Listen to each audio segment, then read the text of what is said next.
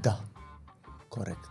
Deci, mi s-a pus eticheta că sunt de nota X, iar eu nu mai am în mintea Ai mea intrat în era sertar. că nu mai am cum să fiu altfel decât de nota X. Adică mă punea într-o cutiuță, într-o categorie. Și când ieșeai din categoria aia, Da. Și dacă ți se pun mai multe etichete de genul ăsta în timpul fragedei tale copilării până prin adolescență, ai șanse foarte mari să preiei modelul ăsta și să ajungi adult să-ți spui ție, eu nu pot, eu nu știu, eu nu am cum, eu sunt de X, Y, Z. corect. Nu mă pricep la asta.